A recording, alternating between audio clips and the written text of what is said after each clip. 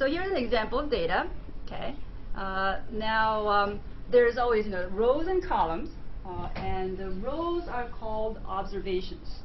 Rows are called observations. So whatever you're collecting data on, in companies or the human beings, animals, or the products that you're selling, the elements, the things that you're collecting the data on, you want to dedicate one row for each item, one row for each observation, right? So for each company, you have one row.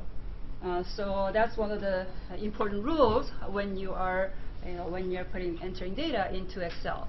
And then you got the columns. So you got the columns here. These columns are called variables. Variables. So again, rows are called observations, and the columns are called variables. Anybody know a different name for the row besides observation? Anybody familiar with like SPSS? Yes. I don't know what's called though. So SPSS calls it cases. Cases. Yeah.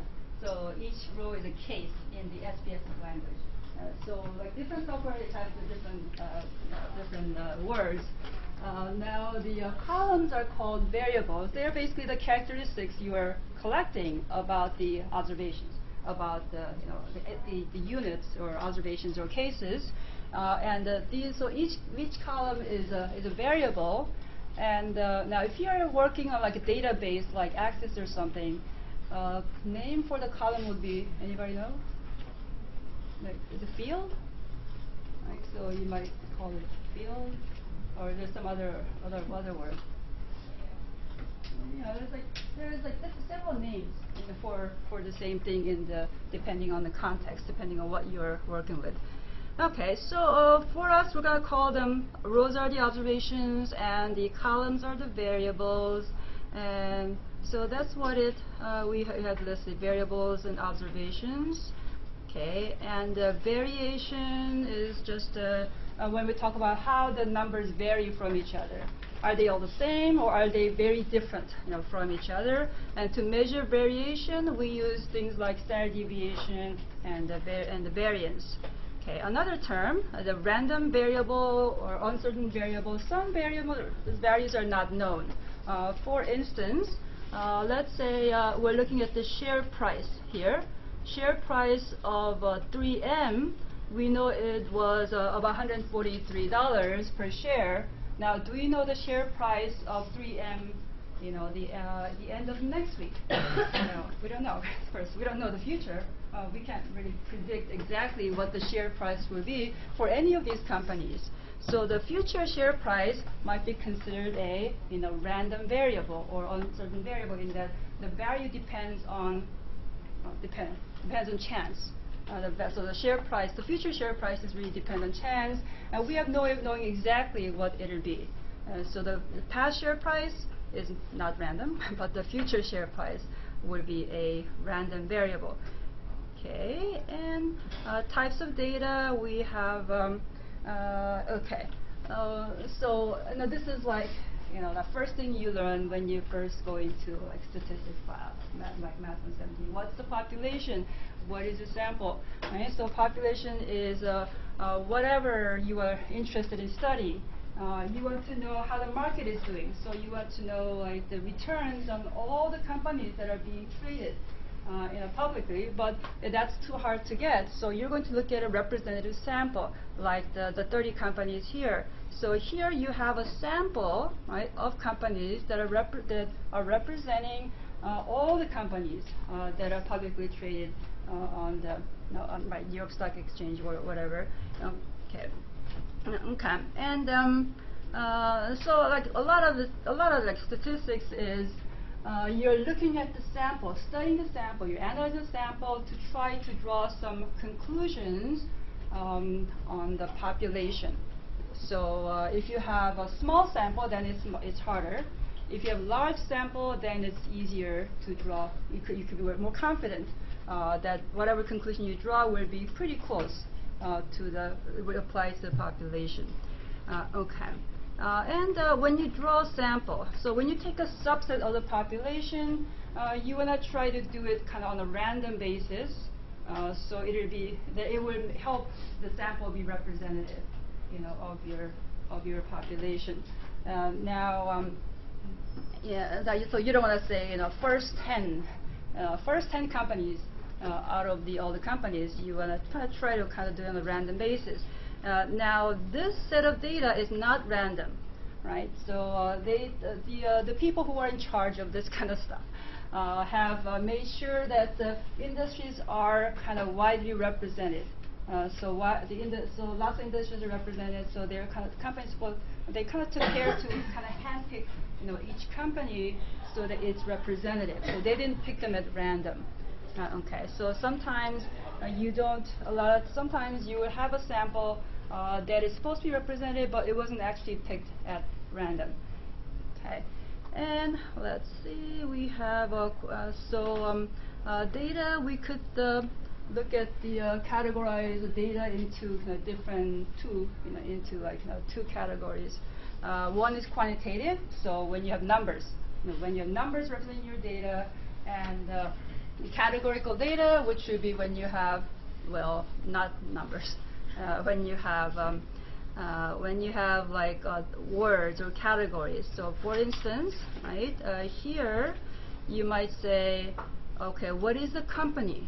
Is this company name? Is this quantitative or categorical? Oh, right, categorical, because these are just names of companies. These are not numbers. These are not some meaningful quantities. What about the company symbol here? Right, categorical, industry, again, right, categorical, and now we have some numbers. We got the share prices. Okay, then, right, those are quantitative. So share prices, volume, year-to-date change, all these are quantitative. All these are quantitative. Okay, now, and sometimes your data might be represented by numbers, but they might not be quantitative. So if you were to use like numbers to code your data, so for instance, if you had, let's say if you have there is like a variable like gender of a person.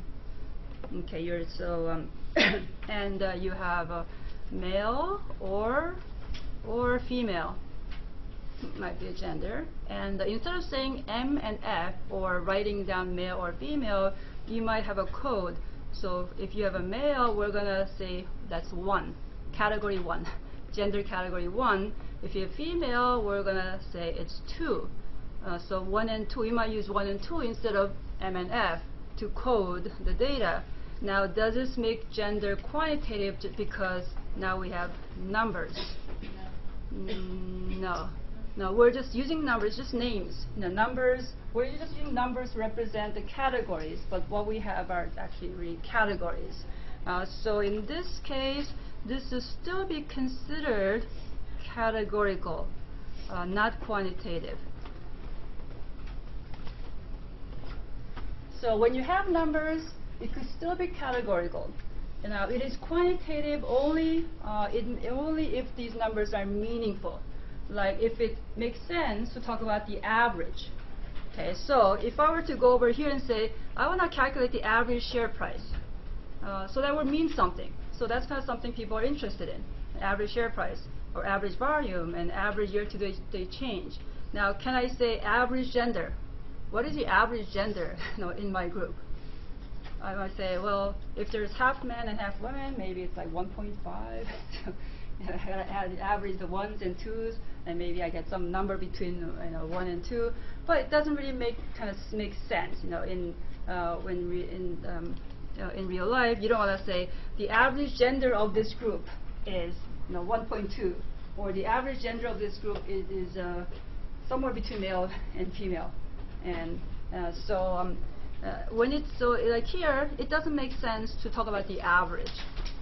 So these are just codes for the categories. So that's why we would say, okay, this is still categorical even though we have numbers. Okay, and what else do we need to know here? We have a cross-sectional data versus time series data. So cross-sectional is when you collect data kind of at the same time. when you collect data at the same time, or approximately at the same time. Whereas time series data is data collected over several time periods.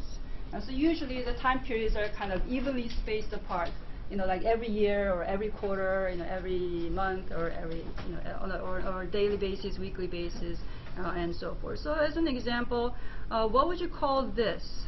Is this a cross-sectional data or time series?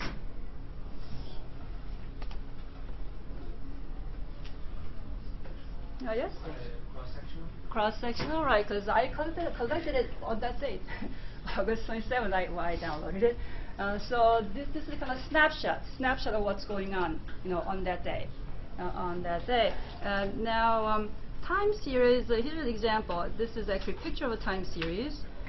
So here is a time series of Dow Jones index values. So this is the Dow Jones Industrial Average over all these years. And this gives you, when you were to graph it like this, it gives you a picture of the pattern of what's been going on and helps you understand. And you could kind of try to make some forecasts from this. And you could kind of look at what happened before to help you make a decision for the future. So anybody know when the financial crisis was? What year?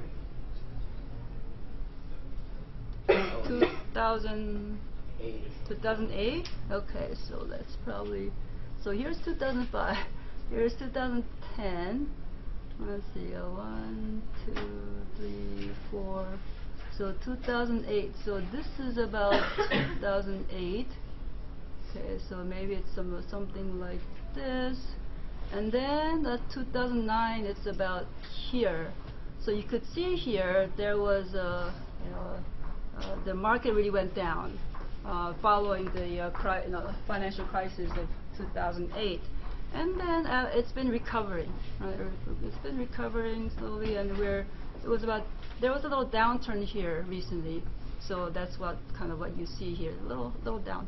Oh, it went down a little recently. Okay, so we could see the time series. You have this data over long time period. Okay. Okay, so these are the definitions. And and let's look at. So these are basically examples that I included from the book. These are all in the book. There's a top 20 cars data. So this is already finished. So all these are already finished. But what I would like to do is I want you to kind of recreate some of these so that you could get some practice here. And so there are instructions here. So what we're going to do is we're going to, let's say, make a copy of this and put it in a separate file. And then we're going to erase all the work I did. And we have just some data. And then we're going to kind of do it over. Okay, so that way we all learn how to go through these steps. Okay, so this example is about sorting and filtering data. So what we're going to do is we're going to kind of do right click here and then say move or copy. Then I'm going to say click on create a copy. Okay, then I'm going to put it in a new book. So you go over here, click on this little arrow, and then choose new book. Okay, and then say okay. So now I have this one sheet in the new book. Okay, now I made a copy of this, so I still have the original. So I still have the chapter 2 examples file here, so I have my reference. So if we mess up, you can always go back and look at the finished version. So let's go over to my new book here. Okay, so what I'm going to do is I'm going to okay, so I'm going to clear this. Clear. Clear and clear all. Okay. Okay. So here's my data. So what is this thing saying? This says it's like sales of cars. So March 2011, and then you have March 2000. Okay, I'm gonna get rid of this. Okay, I'm gonna go to data, and then you see the little funnel here for filter. So go to data and click on it, so it'll go away. So you go to data and click on filter, and it'll go, and then it's going to kind of, you want to clear it. So now I lost my filter because I want to do it over. Okay. Now here we have the data. Okay. So March 2011, here's the volume. How many cars they sold? So how many cars this car dealer sold, I guess. So this many here. And here are the different cars: Honda Accord, Nissan Altima, and so forth. Okay. Then you have a previous year, so the same time the previous year, March 2010 here. So they want to see how the ranking changed for these cars. So here is the current performance. So this year, or March 2011, Honda Accord was a top-selling vehicle with 33,616 cars, units sold. And the second was Nissan Altima, and third was Toyota Camry, and so forth. Okay. Okay. Now the year before that, it was there were some different numbers here. So first we want to look at how these numbers changed from the 2010 to 2011. Okay, did it increase or decrease? For each model. So what happened? So percent change. What do we want to do here to get the percent change? We want to take the change, which is a new value minus the old value, and divide it by the old value. Right? So new value minus old, so that's the change, and then divided by the old value. So I'm gonna go over here, and then I'm gonna say I gotta put a parentheses because it's a fraction, so I gotta put parentheses around this for Excel. So here is the new value minus the old value, and close the parentheses, divided by the old value, right, 2010. Okay, so that will tell me what percent increase or decrease we experienced. Okay, so that's like this, and here I'm gonna just drag this down and copy right here. Now here they have no record. For Fiesta, no record, March 2010, so here I'm gonna just say delete that. Okay, I don't have the record here. So that is a percent change. Well, actually, is this percent? It's just the decimal numbers, right? So I have to do what? This I should change it to. Okay, well, just these. Change it to. If I go right-click, I should see over here percent. Okay, so I could change the formatting to percent. Okay, so 1 decimal digit over here. Okay, there it is. Okay, so that's my percent change. That's my percent change. Okay, so this data is sorted. The data is sorted according to 2011 sales. 2011 sales. Now, what if you want to sort them by the last year, previous year sales? So here it tells you what to do. Here it tells you what to do. Okay. So when you sort, so this gives you kind of long way. So first, let's talk about the long way, and then I'll give you a shortcut. So it says select the cells A1 through F21. So that's all this stuff. Okay, so select all the data. Select all the data. Okay, then we go to Data tab and sort. I see over here, Data tab and then sort. Okay, then it says, what do you want to sort by? Well, and you want to make sure here my data has headers is checked off. Okay, what is a header?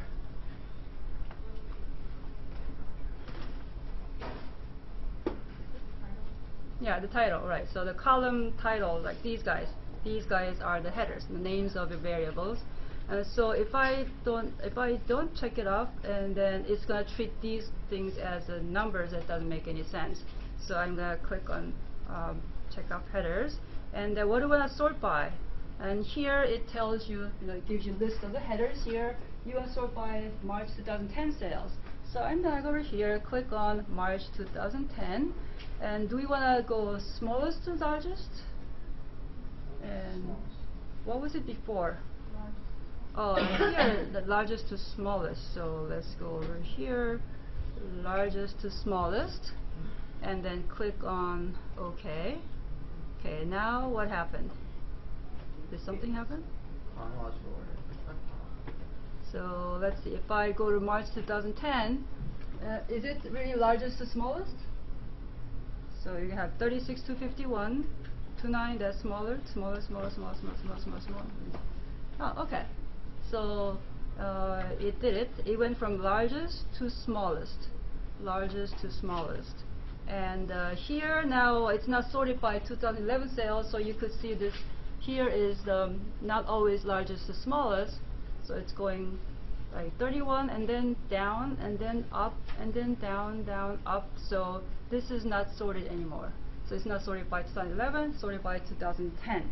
And so what it does is it kind of sorts the entire, so sorts the all the columns according to this data, according to the sales. So we could see here which one Toyota Camry was the most popular, in 2010, and followed by Toyota Corolla, Honda Accord, and so forth. In 2011, Honda Accord was the highest selling vehicle. Okay. Okay. Now, so that was a long way to sort. The short way to sort is, okay, now I'm going to go back. I'm going to kind of try going with 2011, sort by 2011. So what I'm going to do is, I'm going to just pick a random row and then highlight it. And highlight it. And this is not necessary, but I'm just doing it to make sure that when I use a shortcut, nothing gets messed up. Okay. So now here, now I'm going to go to 2011 and I'm going to sort by 2011 sales. So I click anywhere in that column, any number in that column, okay, and then right click and then sort, then largest to smallest. Okay, so I click on, again, it was any number in this column, because that's what I want to sort by.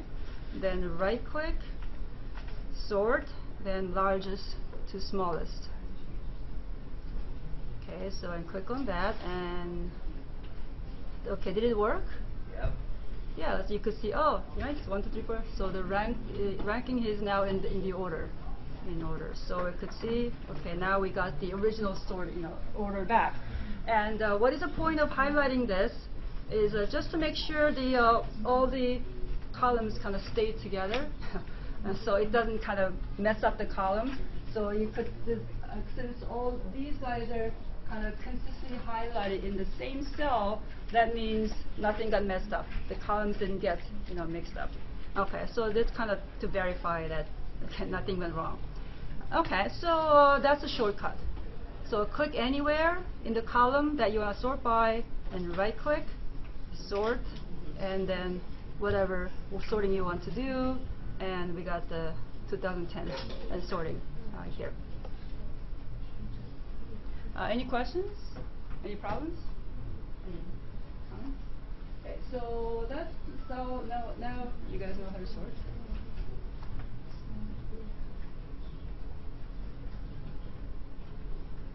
Okay, now what about the filter? Okay, so let's learn how to filter. Okay, now suppose you want to only show the Toyota cars. Now suppose you want to show the cars only by Toyota, only by Toyota. So it's a similar kind of thing. You select everybody. You select everybody here. Okay, and go to data, and then the filter, and then you get this little down arrows. You get the down arrow for each column, and you click on the manufacturer arrow. I want to just select the Toyota. So I go to manufacturer, click on the down arrow, then here I would clear select all, then click on what? Check on Toyota. Okay, so what this will do is it will filter the data by Toyota, and it's going to get rid of all the other cars. It will just show you the Toyota. So you say OK. So there it is, only the Toyota cars.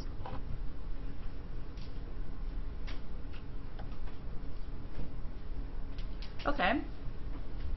Now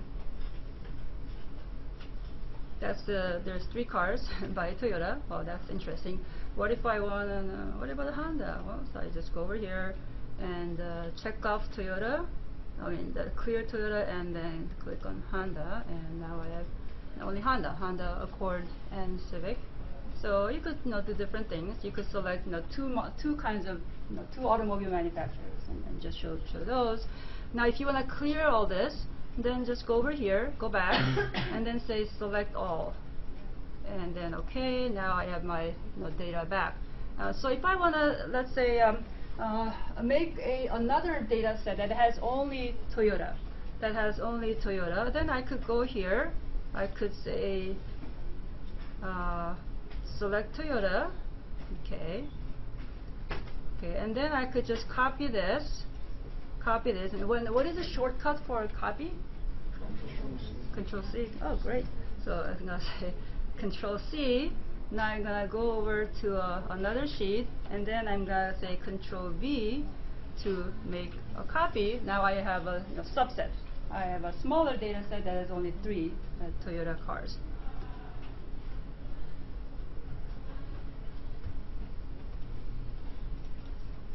Okay, now I'm going to go back over here and clear the filtering. So I'm going to say select all. Okay. So do you think there might be a shortcut for this? Kind of like we had a shortcut for sort. Probably there's a shortcut for filter. So let's try it. I'm going to go over here. So let's see. I go to manufacturer, and maybe I go over right click. And do you see some option for filtering? Do you see filter? Oh, right, there is filter. Oh, okay, so let's see what that gives us. Filter. And filter by selected cells value. Oh, so if I only want Toyota, then I should go to select Toyota first. Okay, so I'm going to select Toyota, the cell that has Toyota, and then I'm going to go to filter, and then filter by selected cells value. And gives, oh, see, it worked. So I have the Toyota. So you could see that if you only want certain the data that has only certain manufacturer, I need to go to that manufacturer, the cell that has that manufacturer, and then I could do the same kind of thing. Right click and filter.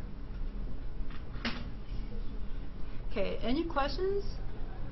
Okay, so now everybody knows how to sort and filter, and let's now also try this. Another fun thing, conditional formatting. So that's a kind of good way to kind of make your data clear to present your data.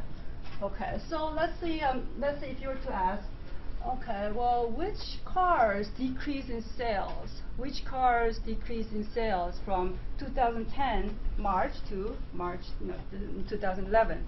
So which cars decreased in the sales from 2010 to 2011? I'm gonna, well, I can't see the 2000. Okay, I'm gonna just clear this. Let's see. I'm gonna go back. What was it? Data. Right, so data, and clear the filter. Now, okay, I don't have the little funnels anymore. Okay, now you could say, okay, well, if I look at these numbers, negative means there was a decrease. So negative percent change means there was a decrease. So I could always look at it and say, okay, which ones decreased? Toyota Camry went down, and let's see, Ford Focus went down, and Chevrolet Malibu went down, and Nissan Versa. But that's kind of, kind of boring. So that's the tedious. So I want Excel to tell me, point out the ones that went down, point out the ones that had a negative percent change. Okay, so how can I do that? I could, let's see. I go over here. Let's see. So it says here, actually it tells you what to do here. You gotta select the column you want to do conditional formatting on. So I'm gonna go over here, select this.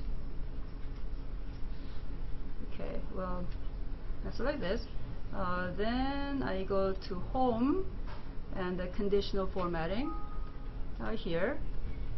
Okay, and I'm going to ask Excel to highlight the cells that have negative values, in the column. So I just go here, highlight cells, rules, and what do I pick here?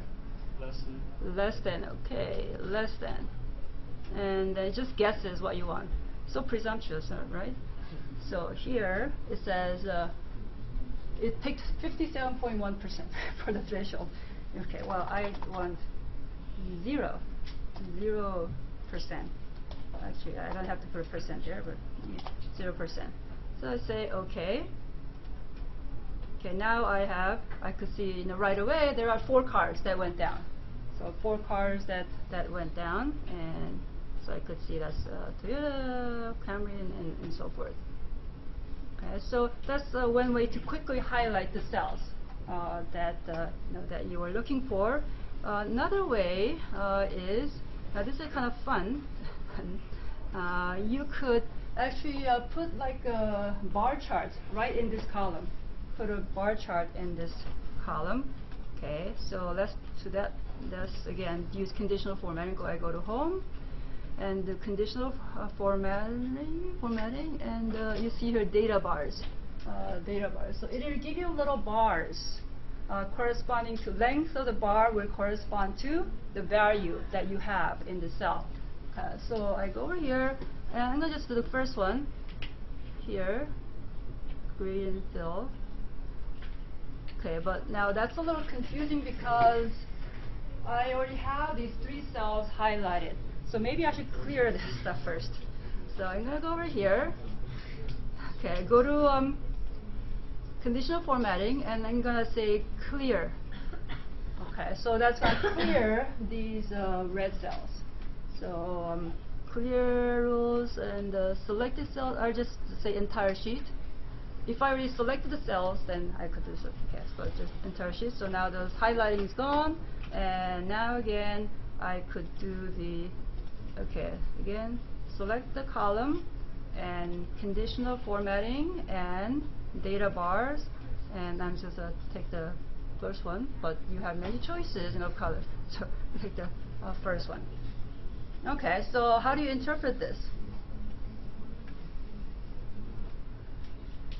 Okay, so the length of the bar corresponds to the value in the cell. So from this, you could see right away, okay, the longest bar is here.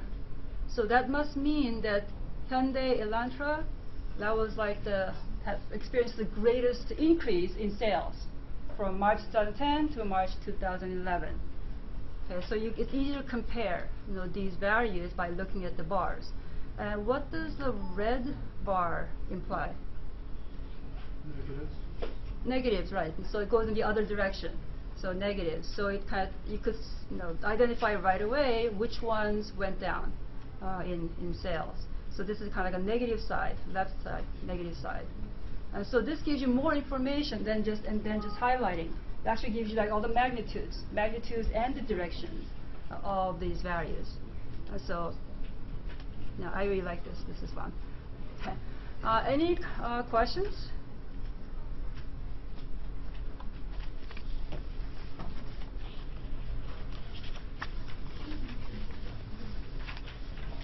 Okay, let's see. So that's the Okay. And wow, time really flies. Okay, but I think we have. Okay, we'll do a little bit of the second sheet here. So let's go back to chapter 2 examples, then go to soft drinks.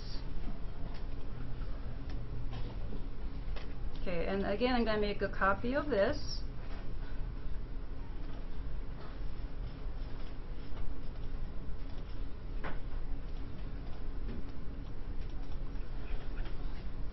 Okay, so here what we want to do is I'm going to delete this stuff. And delete this stuff. Okay, well, here what we're going to do is when you're given a bunch of data, you want to be able to count.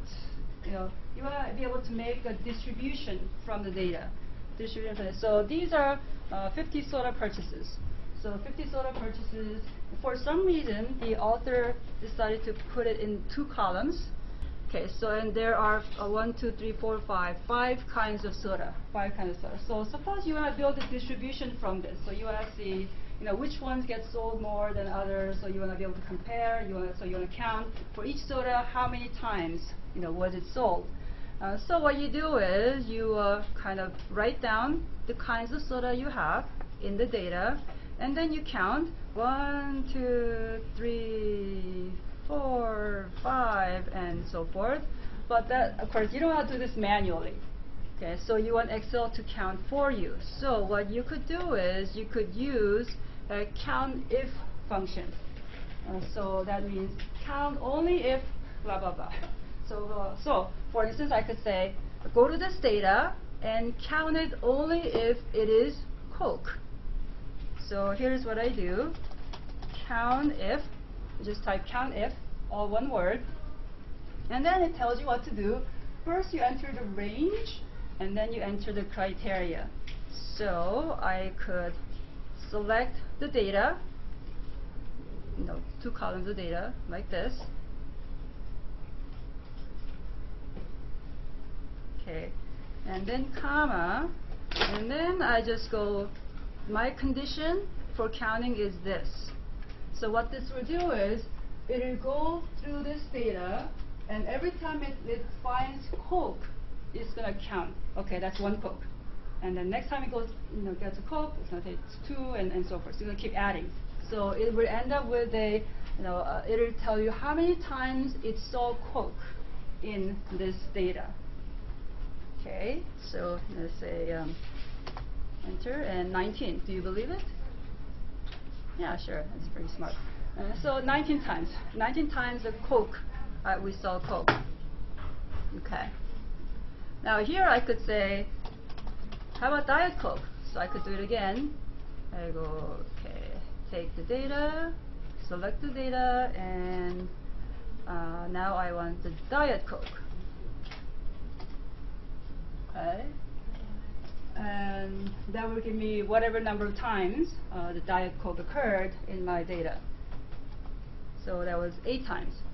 Okay, now do I have to keep typing this function, COUNTIF, COUNTIF, COUNTIF, COUNTIF? No, that's totally inefficient. So I want to do it once. Oh, I already did it twice. But let's say I just want to pretend I'm doing it once. So then what I could do is, I could just say, okay, COUNTIF, and then I could select these guys. And then at this point, now can anybody guess what I would do at this point? I selected the data set, and I want to be able to copy this down.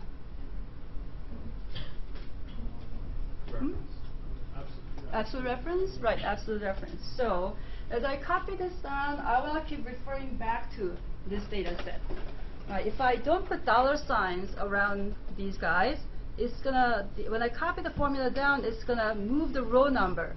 It's gonna go to A3 to B27, and A4 to B28, and so forth. So the row number will be incremented by 1, as you go down the rows. So it's gonna refer to.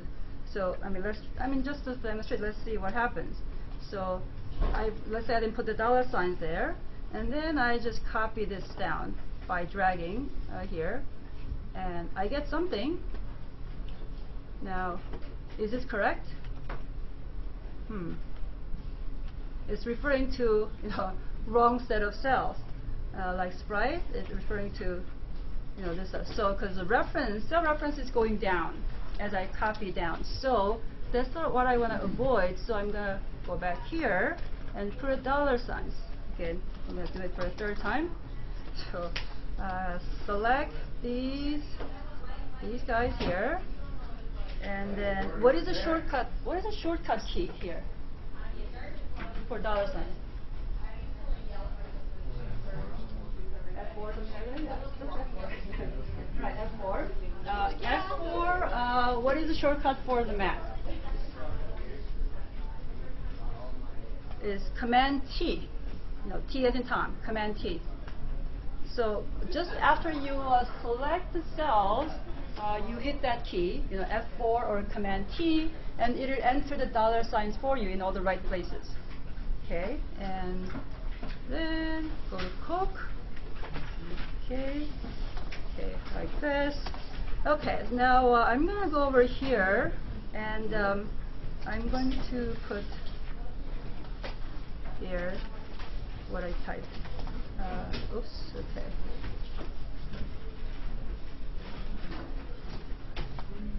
Okay, so this way it shows actually exactly what I did. So and then you copy this down, and that should give you the correct results. So I could check over here. Okay, so I could see that it's referring to the right set of cells. Okay, any questions at this point? Okay.